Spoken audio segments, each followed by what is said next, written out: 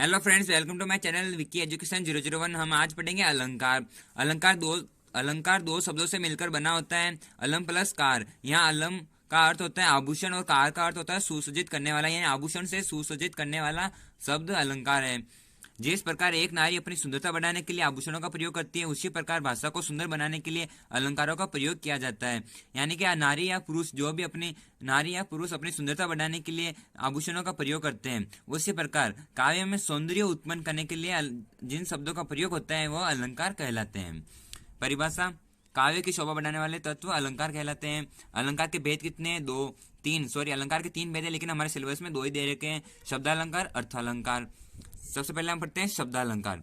जब वाक्य में चमत्कार शब्द पर आधारित होता है, वहां शब्दालंकार होता है, यानी शब्द के आधार पर चमत्कार उत्पन्न करना शब्दालंकार कहलाता है। शब्दालंकार के 3 भेद हैं, अनुप्रास अलंकार, यमक अलंकार और श्लेष अलंकार। तो हम पहले पढ़ते हैं अनुप्रास अलंकार। परिभाषा: जब एक ही वर्ण या अक्षर बार बार आए तो वहां अनुप्रास अलंकार होता है। यानी एक वर्ण कितनी बार आना चाहिए? बार बार आता है, एक से अधिक बार आता है, वहां अनुप्रास अलंकार होता है। वर्ण में समान स्वरों का होना आवश्यक नहीं है। जब वर्ण एक से अधिक बार आता है तो उसके साथ स्वर समान नहीं होंगे तो भी चलेगा। जैसे कि रघुपति, राघव, राजा राम। यहाँ पे रवन की आवृत्ति एक से अधिक बार 4 बार हो रही है। रवन की आवृत्ति रघुपति में भी र है, राघव में र, राजा में भी र और राम में भी रवन। लेकिन यहाँ पे स्वर समान नहीं है। इसमें र प्लस अ है, इसमें र प्लस आ की मात्रा है, इसमें भी आ की मात्रा है और इसमें भी आ की मात्रा है। यानी स्वर यहाँ पे स्वर अलग अलग है लेकिन वर्ण समान है, तो यहाँ पे अनुप्रास अलंकार होगा। यानी वर्ण समान होने चाहिए, स्वर का समान होना जरूरी नहीं है। दूसरा उदाहरण देख लीजिए। चारू चंद्र की चंचल किरणें खेल रही थी जल थल में। यहाँ पे च वर्ण की आवृत्ति 3 बार हुई है और ल वर्ण की आवृत्ति 4 बार हुई है, तो यहाँ पे क्या हो जाएगा? अनुप्रास अलंकार। यहाँ देखिए, च वर्ण में इसमें च प्लस आ की मात्रा, इसमें च प्लस अ की मात्रा है, लेकिन यहाँ पे वर्ण समान है, तो इसलिए यहाँ पे अनुप्रास अलंकार हो जाएगा। और अनुप्रास अलंकार के भेद देख लेते हैं हम। अनुप्रास अलंकार के भेद 4 होते हैं। छेकानुप्रास अलंकार एक वर्ण की आवृत्ति होती है, यानी छेकानुप्रास अलंकार में एक वर्ण की आवृत्ति एक बार ही होती है। उदाहरण: इस करुणा कलित हृदय में अब विकल रागिनी बजती। करुणा कलित क वर्ण की एक बार आवृत्ति हुई है, तो यहाँ पे हो जाएगा छेकानुप्रास अलंकार। फिर वृत्तियानुप्रास अलंकार, श्रुत्यानुप्रास अलंकार और अंत्यानुप्रास अलंकार। इनको हम डिटेल में नहीं पढ़ेंगे क्योंकि ये हमारे सिलेबस में नहीं है। फिर यमक अलंकार पढ़ते हैं। दूसरा बी। परिभाषा: जब वाक्य में एक शब्द 2 या 2 से अधिक बार आवे लेकिन उनका अर्थ भिन्न भिन्न होता है, वहां यमक अलंकार होता है। इसको आप ध्यान से समझिएगा। एक शब्द, कोई भी शब्द ले लीजिए, जैसे नमन। नमन 2 या 2 से अधिक बार, जैसे कि नमन 2 या 2 से अधिक बार हो गया, आवे, लेकिन उनका अर्थ अलग अलग निकलता है, भिन्न भिन्न होता है। जैसे एक नमन का अर्थ अलग होगा, दूसरे नमन का अर्थ अलग होगा, वहां पे यमक अलंकार हो जाएगा। उदाहरण देखते हैं। कनक कनक ते 100 गुनी मादकता अधिकाय, या खाए बोराय जग वा पाए बोराय। यहाँ पे एक कनक का अर्थ हो जाएगा सोना, दूसरे कनक का अर्थ धतूरा। ते 100 गुनी, यानी सोना और धतूरा अपने में 100 गुने हैं।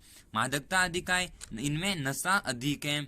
या खाए बोराई जग, खाने की बात हुई है तो धतूरा जो कि शिव जी को चढ़ता है, तो धतूरा जो खाता है वह उसको नशा चढ़ जाता है, वो पागल हो जाता है।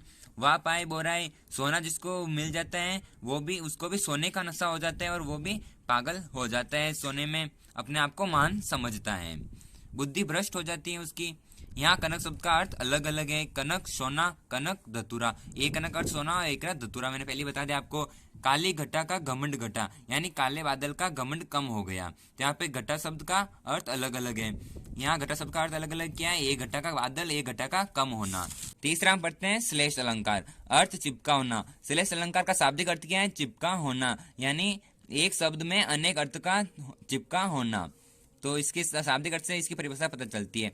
जब कोई शब्द वाक्य में प्रयुक्त होकर 2 या 2 से अधिक भिन्न भिन्न अर्थ दे तो वाक्य में जो सौंदर्य उत्पन्न होता है वह श्लेष अलंकार कहलाता है। यानी एक शब्द का प्रयोग एक ही बार होगा, लेकिन एक शब्द के कई अनेक निकलेंगे, 3 या 4 अर्थ निकलेंगे। लेकिन यमक अलंकार में क्या था, 2 या 2 से अधिक बार एक शब्द का प्रयोग होता है, लेकिन उसके अर्थ भी अलग अलग होते हैं। लेकिन यहाँ पे एक शब्द का प्रयोग 2 या 2 से अधिक बार होगा, लेकिन उसके अर्थ अलग अलग होंगे। इसकी शॉर्ट परिभाषा मैंने बनाई है, एक शब्द एकाधिक अर्थों में प्रयुक्त होता है, यानी कोई भी शब्द ले लीजिए, उसका एकाधिक यानी 3 या 4 बार 4 अर्थ निकलते हैं उसके, तो यहाँ पे श्लेष अलंकार हो जाएगा।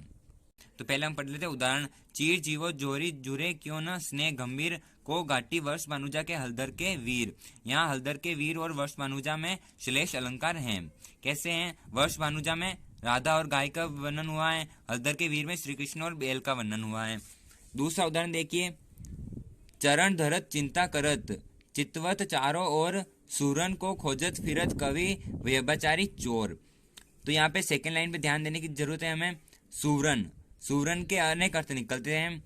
खोजत फिरत, सूरन को कौन खोजते हैं, कवि व्यभिचारी चोर। ये सूरन का अर्थ एक कित नहीं होगा, इसके अनेक अर्थ निकलते हैं। देखिए पहला अर्थ निकलता है सुवर्ण, यानी अच्छे शब्द। कौन ढूंढता है, कवि। अच्छे शब्द किसकी, अच्छे शब्द की जरूरत किसे है, कवि को है।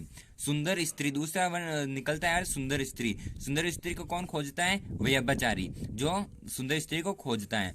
दूसरा निकलता है स्वर्ण, यानी सोना। सोना कौन खोजेगा, चोर खोजेगा चोरी करने के लिए। तो यहाँ पे सुवर्ण सुवर्ण का 3 अर्थों में प्रयोग हुआ है, इसलिए यहाँ पे हो जाएगा श्लेष अलंकार।